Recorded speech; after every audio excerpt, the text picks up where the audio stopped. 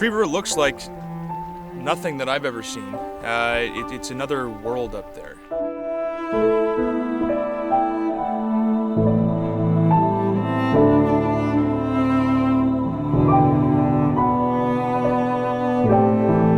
The river itself is unbelievable when it comes to, just gradient. Incredible drop in the 6 miles of water that we have to work with. Ends up resulting in class 3, class 4 whitewater.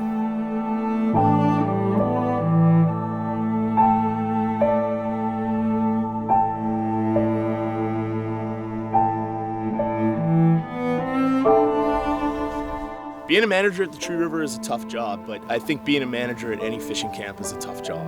And it made me realize the commitment that one has to make if they're willing to say, the heck with this life, I'm gonna go live off the land. And it's it's a great idea, but it's difficult. I think everything in my life I do nowadays, right down to having my daughter this past spring, I always tell myself that if I could go up and run the Tree River for an entire summer, I could do anything. I've sort of lived by that code. But more than anything, it taught me the meaning of what a hard day's work is all about.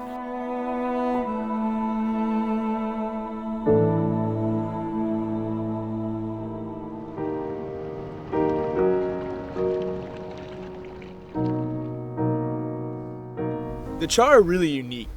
Somehow char species get this reputation of being easy or dumb or selective because a lot of the time they select cold, remote portions of the watershed where they don't have a lot of time to feed and pack on the calories throughout the growing season. On the Tree River, the Arctic char are far from easy to catch. I guess it would be similar to sort of fishing for steelhead or Atlantic salmon when they enter fresh water. The only difference is Arctic char don't have that long storied culture and history surrounding the pursuit the way Atlantic salmon and steelhead do. So it becomes this empty canvas, like where do you begin? I've talked to guides throughout the Arctic char's range, and it'll amaze you the different scenarios and the different settings with which they're able to catch these fish. It's so varied. There's sort of a school of thought that you have to get the fly right down in front of their face. That's quite valid to a certain extent, but I like the idea of swinging that fly through a pool and trying to convince the fish to move to the fly. It's not necessarily the most effective way. For me, it's the most exciting way. You've got a great big deep run and letting that cast sweep through the entire run, and it's like pulling a needle from a haystack.